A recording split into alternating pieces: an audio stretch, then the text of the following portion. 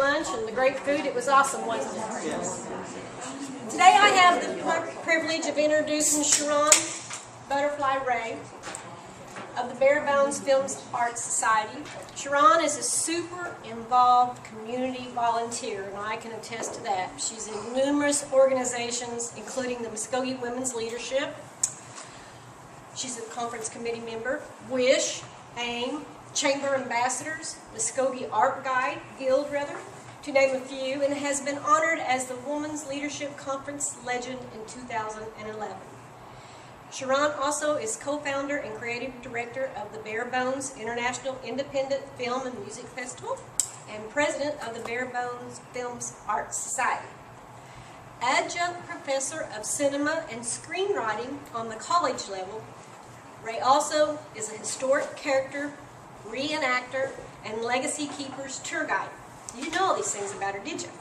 Her Independence movie production studio is headquartered in downtown Muskogee at Studio B, where she trains, supervises, and produces actors, directors, and movie crew for all aspects of production. She is it Nana or Nana? Nana. She is Nana, but I'm Nana. It's the reason I dad. She's Nana Butterfly to 22 grandchildren and 5 great-grandchildren, shared with her last husband and soulmate and her partner, Oscar Ray. Yep.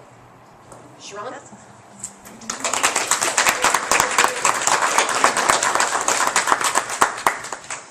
Thank you. You see, I'm bringing my trusty chair. When you get a little bit older, the knees don't work, the back don't work, all those things don't work. Now, this is the afternoon where everybody starts to get, it's okay, everybody, stand up, stand up. Just gotta stand up for a minute. Yeah, we gotta do our little butterfly wings a little bit. There, that'll help us get up. Now, we would do all the back rubs and all that kind of stuff, but I believe we only have 45 minutes and we have to talk real fast and we're gonna get this done. All right! So my head for being here. Now, if I see anybody falling asleep, I'm not going to tell you what we might do while you're asleep. But in the movie business, anything could happen. My title said, all that I know about leadership I learned at the movies. It was actually on the movie set. It's one thing to go to the movie and watch. It's another to create the movie live. In other words, you're the writer, director, producer, costume maker, manager, makeup person, specializing in blood, buckets of blood. I don't do the editing, Oscar does that, but I do the marketing, and of course I run the film festival, and I deal with people from around the world. It is hot in here. No, it's you. It's me. Okay, can we cool it a little bit for me, or can I have a fan? Yeah. Okay. Dealing with people from all around the world, one thing I noticed this morning as we're talking about those age millennials. Now, how many in here are millennials, or millennials, or nobody. Generation X, that's that next group, baby boomers. Yeah. Wait, come on, you're something beyond baby. What's that? Yeah. The boomer creators. 4 babies. All of those different ages. Many times in our productions, we will have maybe the youngest person maybe 3 or 4, and the oldest one maybe somewhere around 86, 87. All together with a shared vision and passion. So, no matter what culture, what our origins, we're talking about all people getting along to the movie set. Now, there's always one person on the set who keeps what we would call the little black book. Keep notes. People I'll never work with again. People I'd cast again in a minute, that type of thing. That's me. I'm the holder of the book. It's all in here, though. So, therefore, there's no such thing as you'll never work in this town again. But I do know how that developed.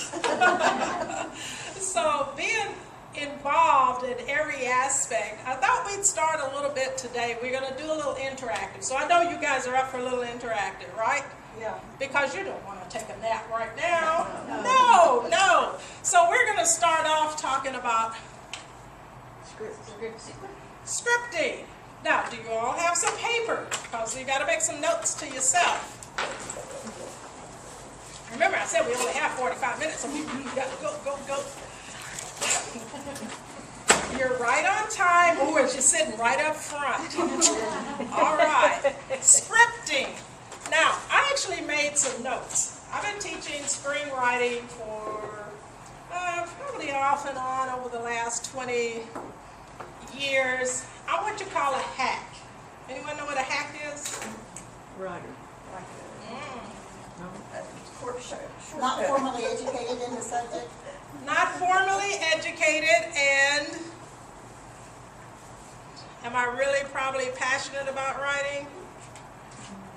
I just want to get it done, okay? So I'm the person that sort of popping the whip.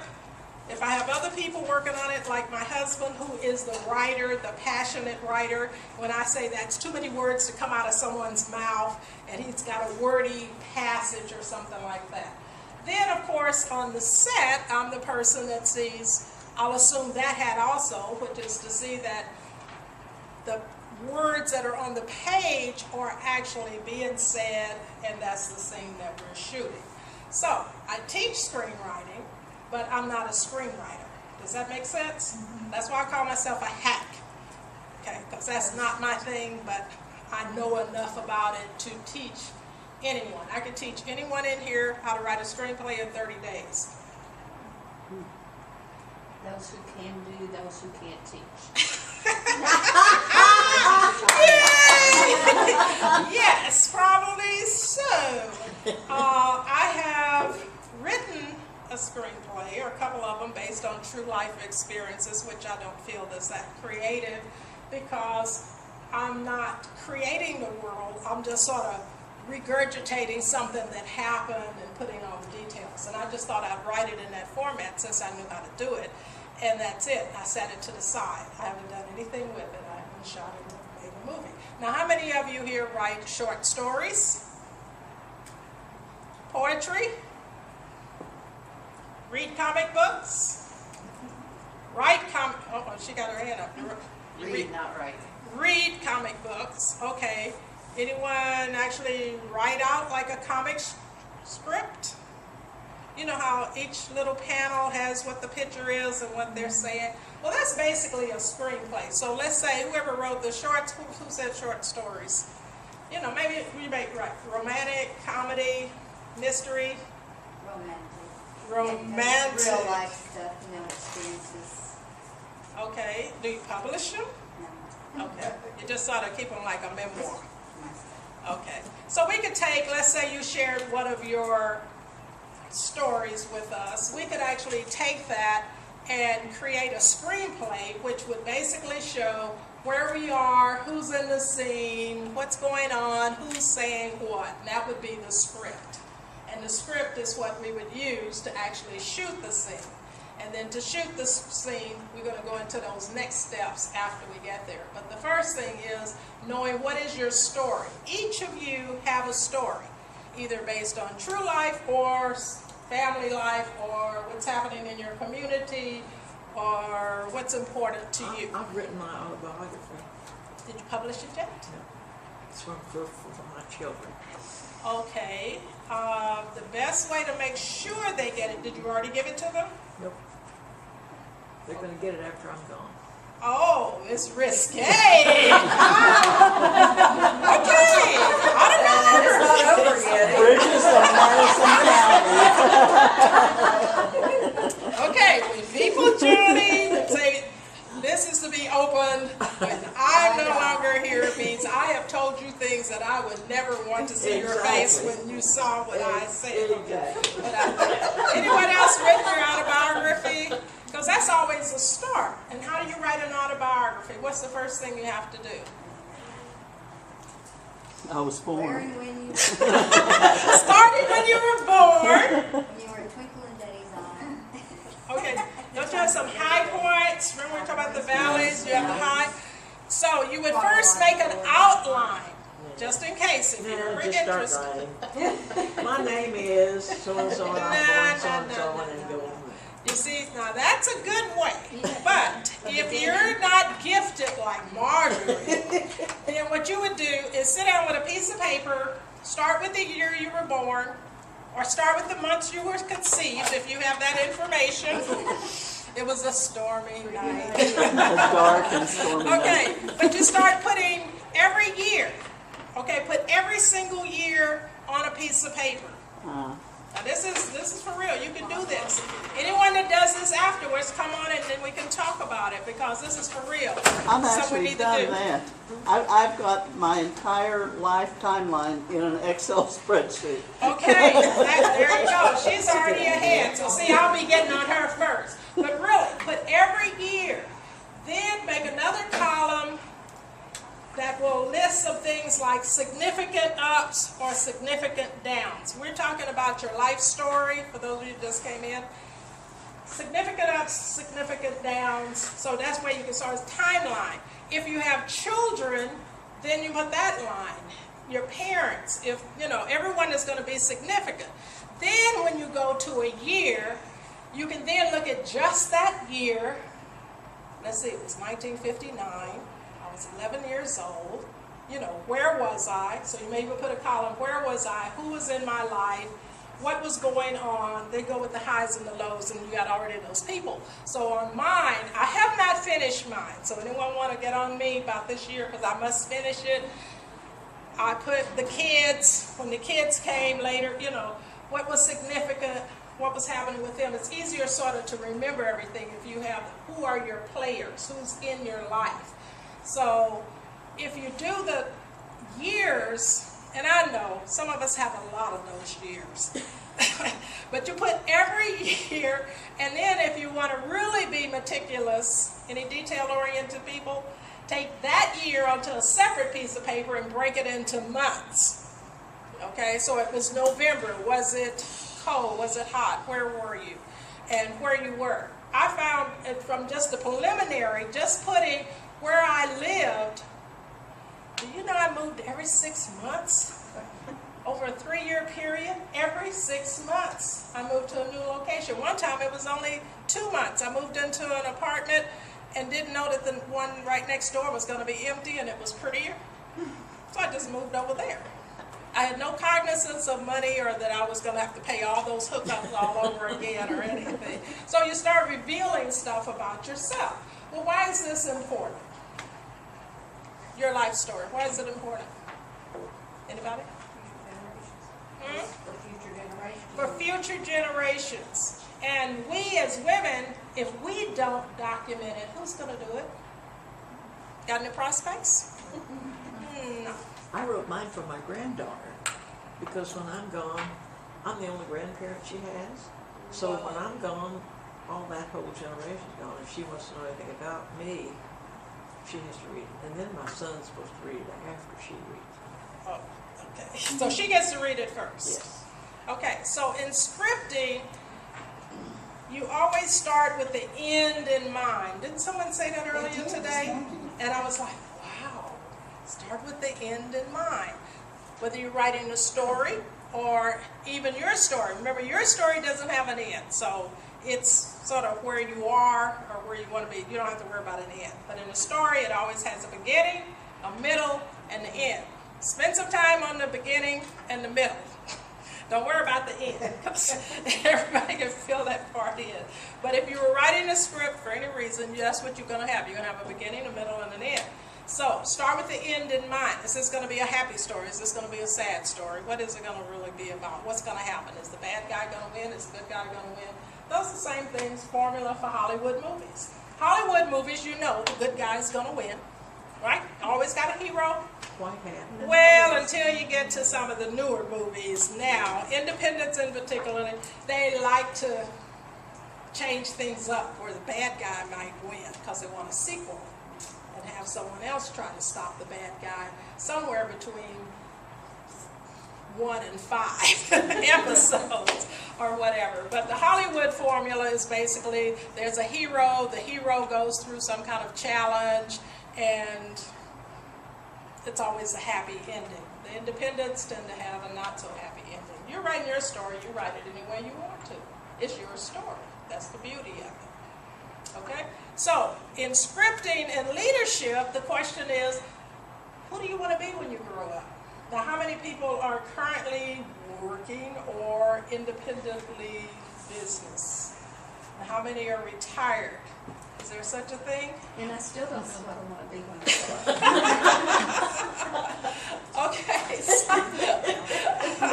up. Okay, so for you that are still, are you climbing, you have a job in mind? You have a job in mind. So what's your current job? Mechanical engineer at Advanced Controls. Okay, and then you're aspiring to, Work somewhere in the biomedical engineering field. okay, so do you have a specific job? Sounds heavy. Do you have a specific job or location or position, a specific one in mind? Not currently. Not currently. You need to zero in on what you want. When you can see it, taste it, know everything it is about it, it's closer. It will happen quicker. She works for us. When it works for you and you are... Didn't you say we were short on time? Okay. All right. So you have to set some goals to get where you're going. And if the job you want your boss currently has, try to work with your boss and learn everything that's necessary. For real. Be the help. Be the person that's right there. And the reason I skipped the 5th grade, because I'd already read all of those books. My sister was 2 grades ahead of me. I'd read her books just for the heck of it, just because I could read. I didn't know that that would mean I already knew it when I got there. So I skipped the 5th grade. I graduated when I was 16. That's not necessarily a good thing, because that means you fit nowhere. You're too old to be young, too young to be old. You don't fit socially. You're not included. When you're the youngest, you're sort of left behind. It's a rough world. I could sing a whole song about that. Okay, but so scripting is the first part. The second part, put that over there. We're going to get to the fun part. Auditioning. Who are your players? Okay, everybody say, I don't audition for anything, I interview. Okay, that's another term. And someone did mention when we were in the Millennium Workshop about them wanting to interview the interviewer. I said, well, gee, I had those tendencies ages ago. I always interviewed them. Why should I want to work here? I said, I would have made a good millennium. Okay, so it's your interview, and then it's the people that you're being interviewed and you interview others. Who's in your life? It's your audition. You're holding an audition all the time. Who do you need on your team? Now, in another workshop right now, Treasure is doing the colors. Any of you have done the colors? You need a combination of those strengths to be on your team. The way to know what you need, you got to first know who? Yourself. And then you start to say, oh, I don't like having to do those statistical reports. What I need is someone that's very detail-oriented that just loves it. That's the person you want. You want that person on your team. Then you think, I'm really not that good at that sunshine thing, sending the flowers to the sick, and considering when people are having a birthday. What I need is that harmonious person on my team. I need the person that's just what they do. They live and breathe it. It's not a chore. They're always happy to do it. Let's say you start building your team, but that means you got to know you and you got to know what the other styles are. So that means don't be afraid to go to seminars and workshops to learn about yourself and to be able to better understand others so that you know who to put on your team. Now, does that mean that you have to be the boss to do this? Okay, if your department, let's say, anyone here a clerk typist? You're clerk typist? Is that your job? How long have you been a clerk typist? Oh, she's way more than I that. know she's pulling my leg. I know she's pulling my leg. I know she's That pulling my might be your leg. government title, but that's not reality. That's what men call it. Okay, Yes. now you're trying to fool me, so. No, I had retired from another career, but I'm an office admin. Office admin is different from clerk typist. Not to a man. No. Okay, let's just say that you're you all are receptionist. clerk typist 1.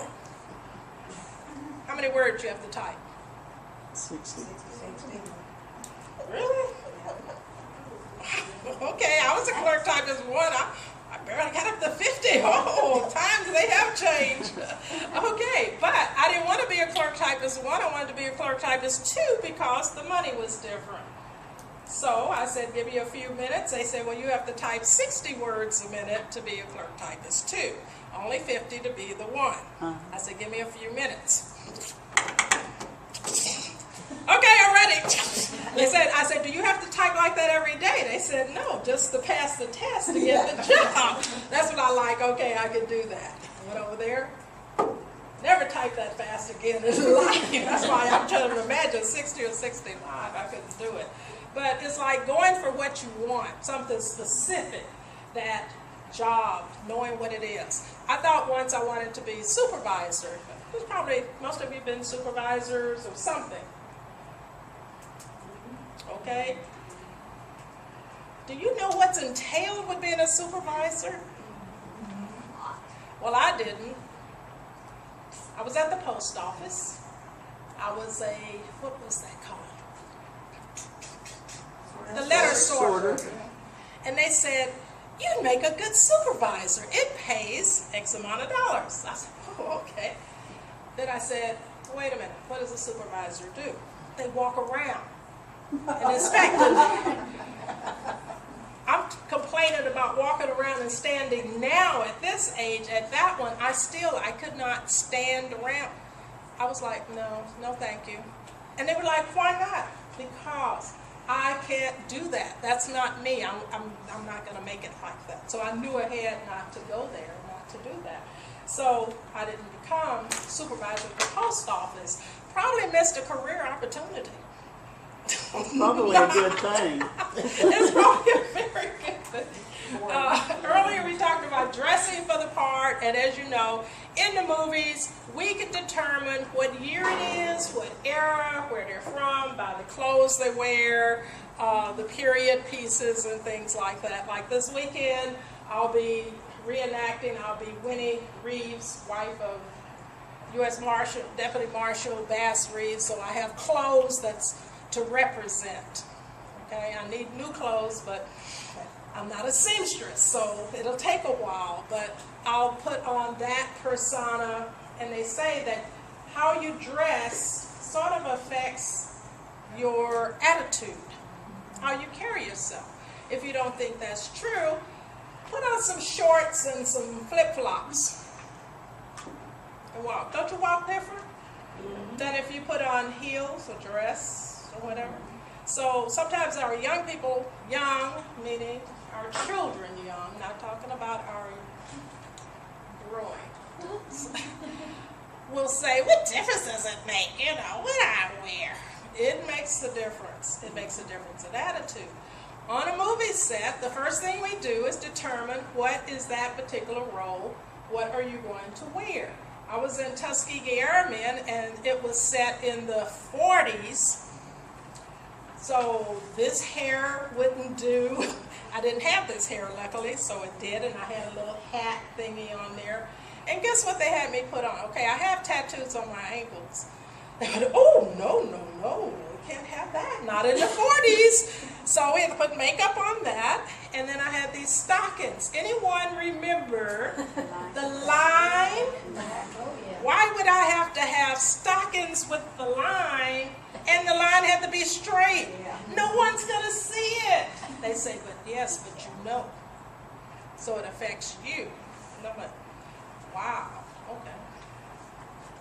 So on that set was when the birth of my production company actually came. When I watched how it was done and realized it was not rocket science, it wasn't that hard.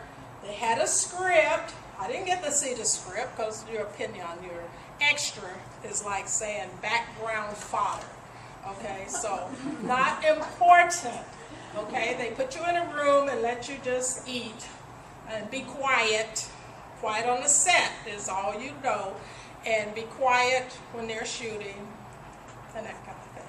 So when I started to watch what was going on, this isn't that hard. I can read, write, decipher. I could probably do this. So my husband was the writer. I was the manager. We said we could make movies right here. All we needed was to find us a director. Sounds easy enough, right? Right? People directing commercials should be able to direct a motion picture, don't you think? Why not? Well, I found that they may have had the education, even though there were no schools teaching it. Let's just say common sense. They had not had experience, so therefore, when it came to actually carrying out, it wasn't happening. So that's when we realized we had to learn. If we wanted to do it, then we needed to learn.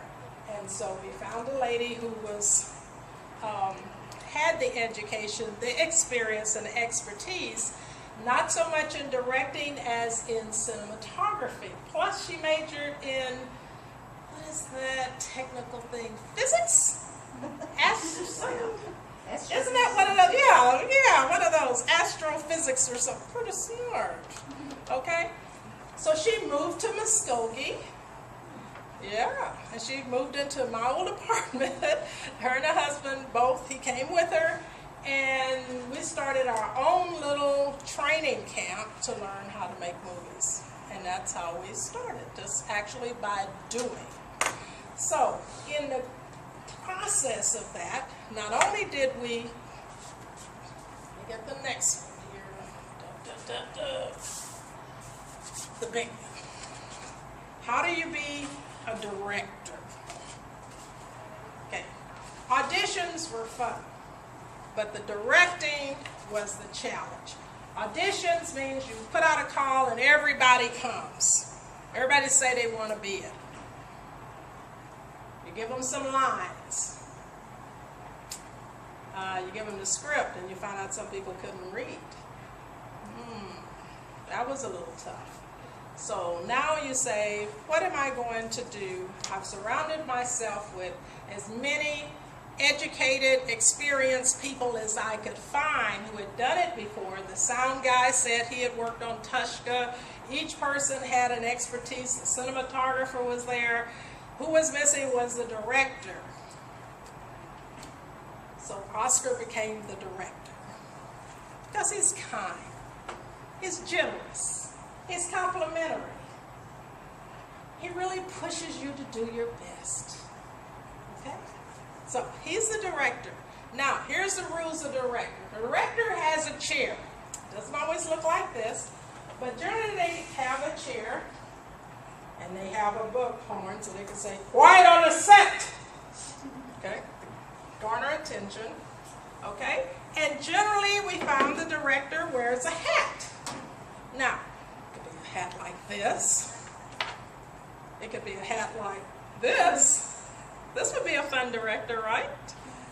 Huh? Fun director? Or they could be maybe a mysterious director. You don't know what they're thinking. Okay? Maybe they're hiding behind a mask. Okay. So, my question is, what type of director are you? There are directors who think they're the boss, that their position now means they have control over everybody. Okay. Now, they may not tell you directly, they may hide behind the mask, and they have something called an assistant director. And they'll tell them, the person. And then that person comes over and yell at you. That's called the assistant director. And sometimes on big sets, it's a first, a second, a third. Respect. Does the director work from a point of respect or fear? So, I like the pattern when I'm directing. Okay, I'm not as cool as Oscar. I'm not as bad as this. I'm not as much fun. So therefore, I am more the taskmaster. So this would be me on set.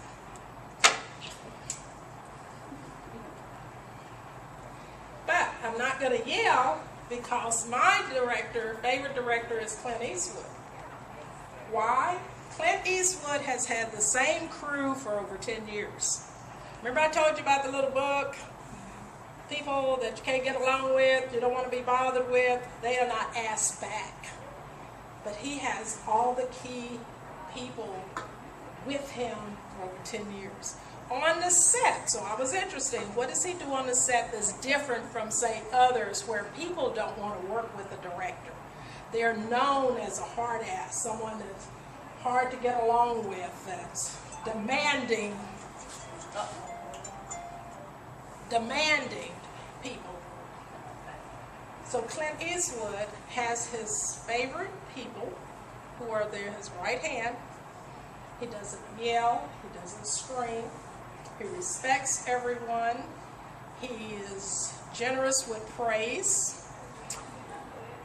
He can actually just give a look, and his right hand people know. Okay, we'll do a second take on that. He doesn't have to say a word. I find that that's very transferable for any job, any situation you're in. If you can gain the trust and attention of the people that you're working with, treat them fairly, be known for your integrity, then that's the key to success. So what we're going to do is a little quick exercise here. Do I have a volunteer?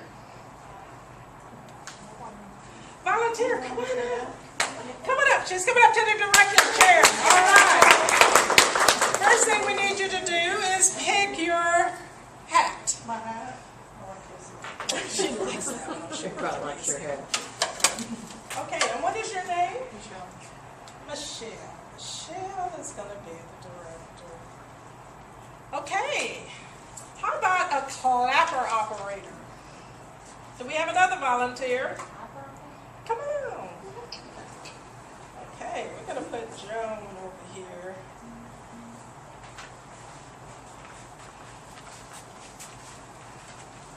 Okay, now first we have to give the director a little bit more power.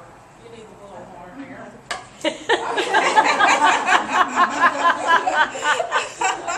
And we'll give Joan the clapper. And we're going to have a little short leader.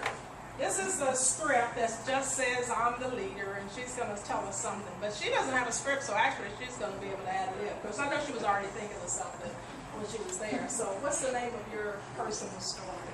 Maybe we just put your story type there. Story? Yeah, what's their story? Michelle's life or Love story. love. Okay. Let's put love story. Co-written by Marjorie. Yeah, as written by Marjorie. Okay, so let's say as the director, let's call Quiet on the Set. Quiet on the set. All right. Then her assistant would go, cameras rolling. If we had a camera person, they'd say, cameras rolling. Sound. Then the clapper operator would step right in front here. In front Step of right the in front, director. they clap. No. Well, that's also particular. See, she's also the actor, because this is a low-budget set. We can't afford the director and an actor, so we have the director doing double duty. Okay, so what you would say is love story, take one. Okay. Love story, take one. Then clap. Okay, step out the scene, right over here. Now, the reason that they clap, just so you know, is so that we can sync the sound with the picture. because normally in motion pictures the film is on one thing and the sound is on another. Even though we do video now, can you imagine going through hours and hours of video and you don't know which was a good take? So that lets us know which take we're doing, whether it's 1, 2, 3, or 4, and that would be it. And then as director, so you've got to do everything before there, so now you would call action. She's got out of the way. Action. Okay, now you're the actor. You get to keep on your director hat because you're acting as a director. Oh. And so give us a little hint of your love story. Once upon a time. Oh, I'm supposed to look at that. So is this like acting out or just telling the story? Whatever you feel. Oh, this is easy.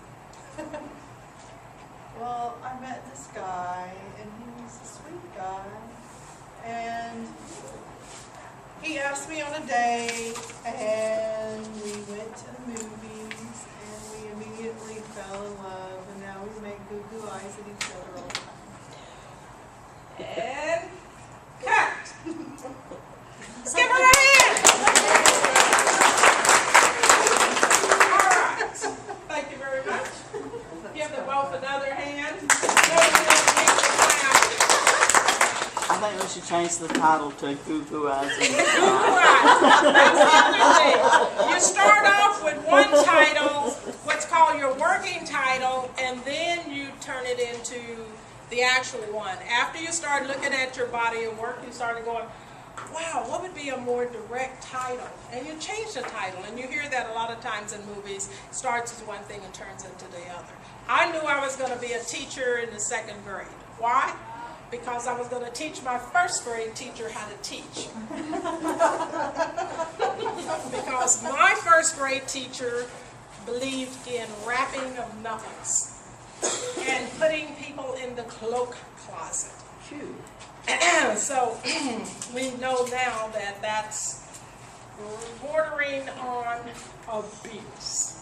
Okay, so we move from the director and we hit right into the movie set, which the set is anywhere you create your set. That's why I say you don't have to be the boss. You can be in any position at your job.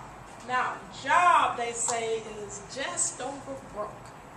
That's what us entrepreneurs say about a job. Of course, being an entrepreneur, you have to be willing to starve also and go without benefits, go without a lot of things.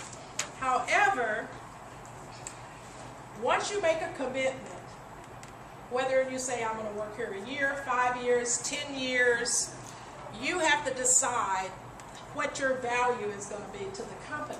So therefore, your day-to-day is being your self-leadership. So when we say leadership, it doesn't mean the boss. It means being a leader of your space, your job, your everything, what you can do better, what you can do just a little bit more or a little bit better than the next person, that no matter the job. So it's like if you go to Disneyland, I don't know how many of you have been to Disneyland or Disney World.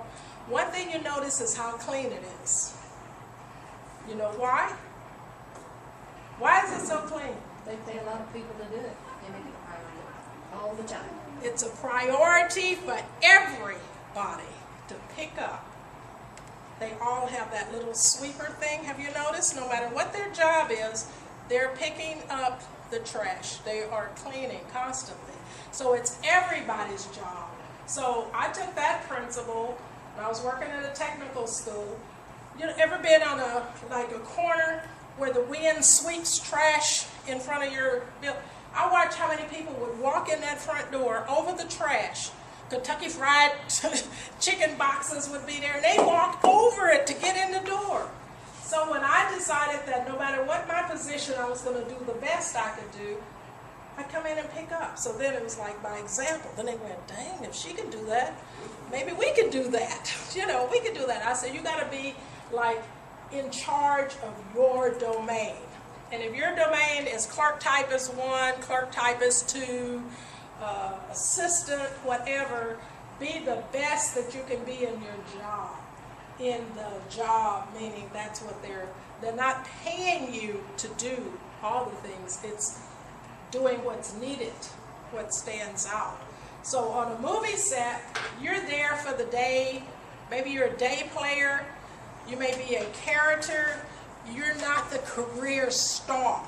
Everybody want to be the star, right?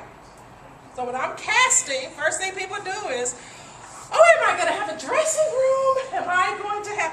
No, you're trying to jump ahead. You have to start at the bottom, which means you put in the time where you are. So on the movie set, there's only one director. And this is important at work, especially when you have ambitions of moving forward. Remember, there is only one director, and that's the same thing. If there is only one boss, they're the boss. You're not trying to undermine them. You're trying to help them, be of assistance, help them find solutions so that their team is complete. So there's only one, and on the movie set, it's sort of like you don't pull on Superman's cape, you don't spit in the wind. There's only one.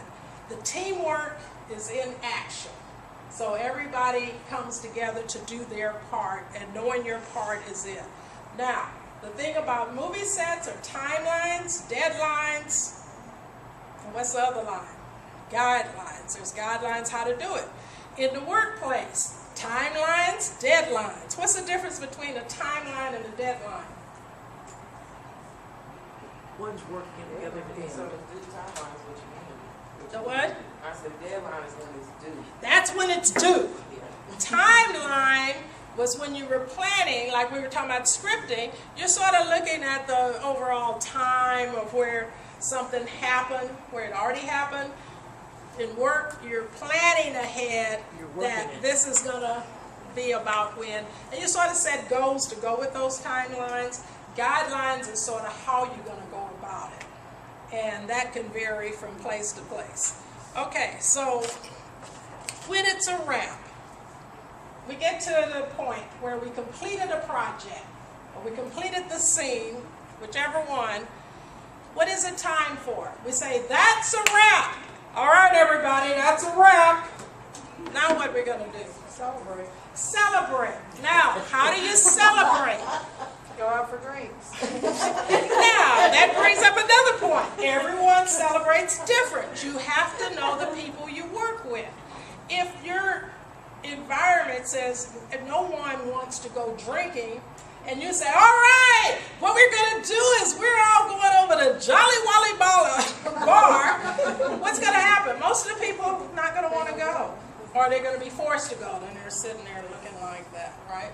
So you got to know what motivates the people, what's going to be appropriate, what's your team. That's where getting to know the people that's on your team is very important. I made the mistake one year we were having, after we finished the shoot, we said, okay, we're going to dinner at El Chico's. I forgot to say one thing. I'm not paying for your drinks. I encourage your drinks. And they said, oh, people are all getting margaritas, and they're all like, oh, you know, no. Being very specific of what's going to work. So I'm providing you a meal. And of course, since those days, McDonald's works just fine. So when you celebrate, the other thing that you're going to do is not only go for some enjoyment, and that's why in the movies they have what? Big red carpet premieres, that's part of the celebration, maybe a cast and crew special screening or whatever. But we're going to give credit where credit is due. And more than where it's due is be willing to give the credit to the other person. It makes you a bigger person to be able to give the credit to the people that work with you. That's a true leader, is that they do not feel that they just have to have all the credit. Everyone needs to know I did this, and probably eliminating or minimizing what everyone else did. So it's important that you give credit and then find ways of recognition that matches the interest, the excitement, and the appreciation of the others. And of course, the bottom line is to say thank you. Everyone likes thank you for a job well done.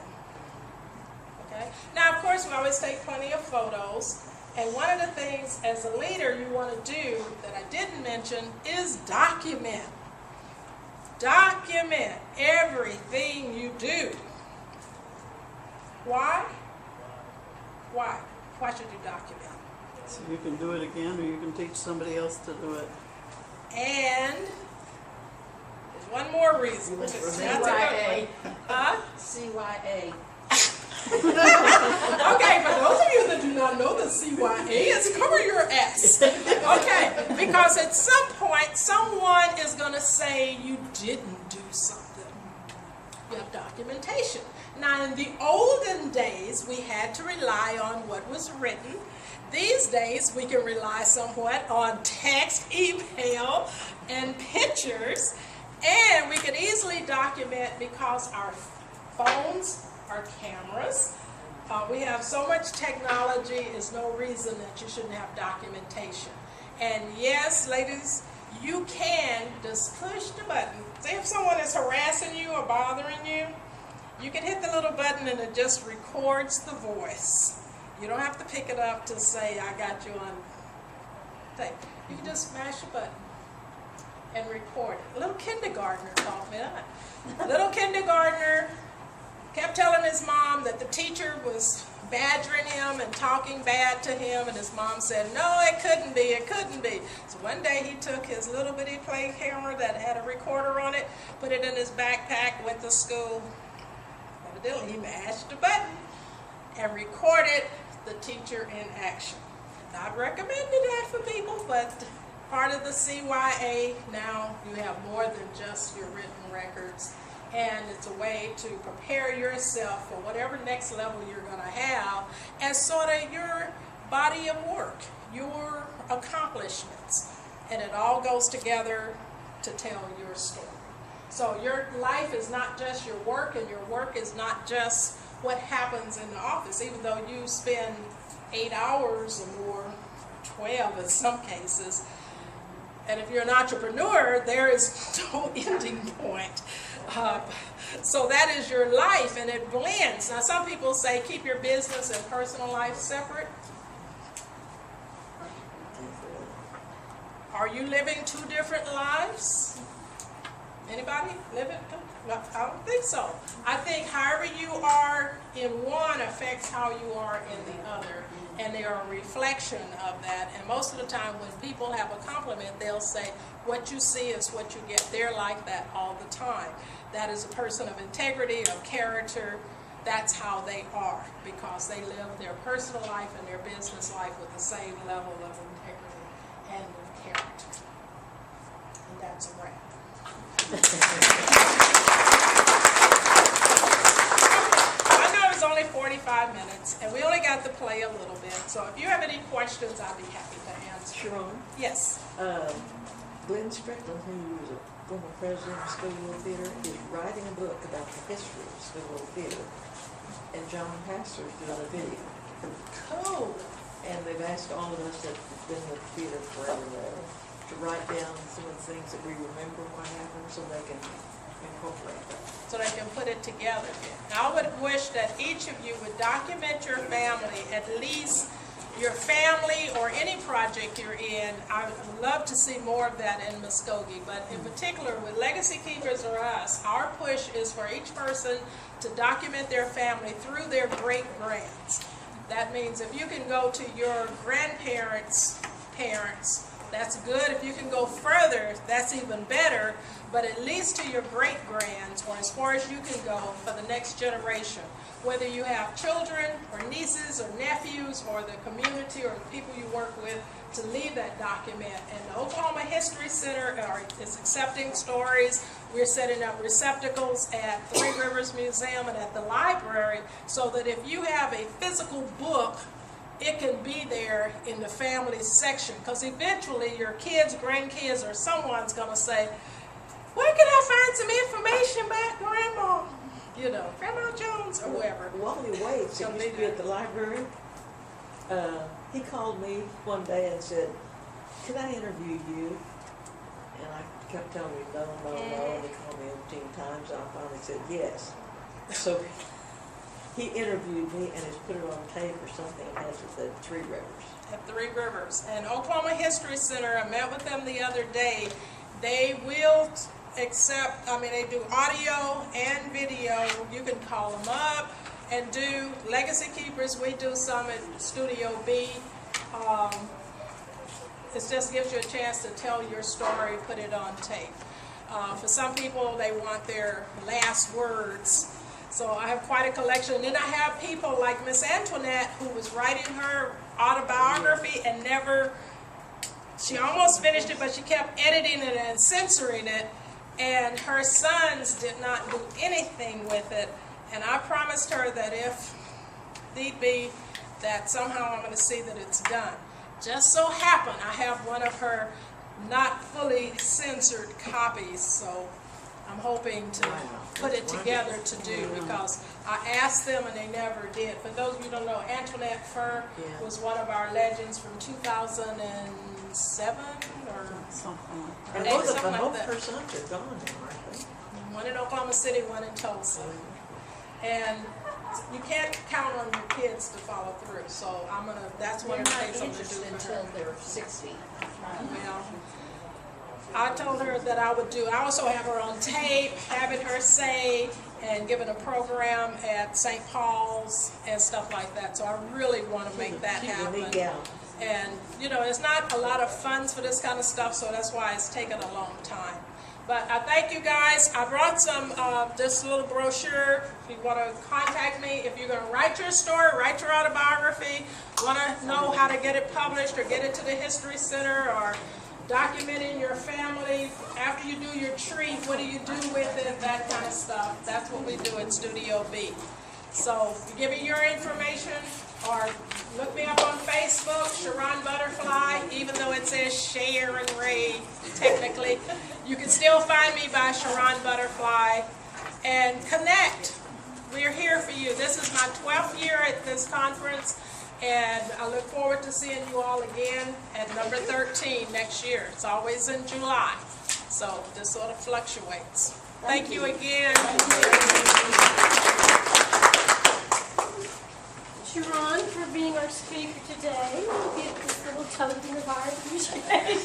Thank you, Jan. Let's give Jan a big hand. Wasn't she cool?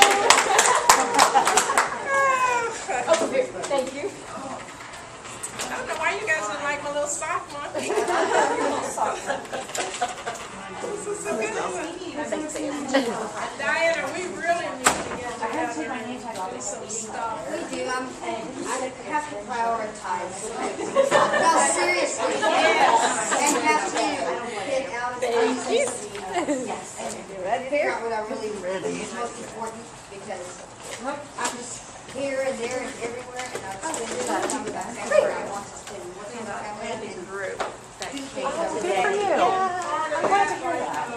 Maybe my son is coming here all the way coming from California. He hasn't been here since like '92. Bringing my granddaughters, which I go visit them, but for them to come here, pretty big. I'm looking forward to that. To me, that's what it's all about. So it's about family, and it's about you too. It's about family, and if you have your parents, try to get more information from them while they're here, because it's too late when they're gone. And you go, I wish I would have asked for all this. I wish I would have gotten that story. I wish I had. So do it now. You're young. You're energetic. And if you want to volunteer and do some things in movies, again, contact me, because we always have something going on. PSAs, commercial. I'm looking at you because you're the youngest person in here. It's all resting on your shoulders. It's all on your shoulders. You're our hope for the future. That's a lot of pressure. She'll build this set. Okay. No pressure. All right. I'm like, you didn't hear that? She'll build your set. Yeah, like I said, you better give me her name so I can call her. Yeah, which one was Then I'm going to be going, wait a minute. Which one was she? Okay, then I'm going to have to go get that Oh, I think that information. was a trash can. All righty. All right, now we get to hear the speaker of the day. Yeah. I'm like, I filled my sheet out. Here it is. Who gets this? Me. Thank you. I stuck it in here and I'm like, I know I have it. Okay. Well, you know you can call me anytime or are you send me a message on Facebook. You know where I'm at. Yes, So if you need yes, something, yes. just call me. I have a little pad right here. I said because I think it's stories. But I have Keep adding it in. Well, that's a good part about having it on your computer too.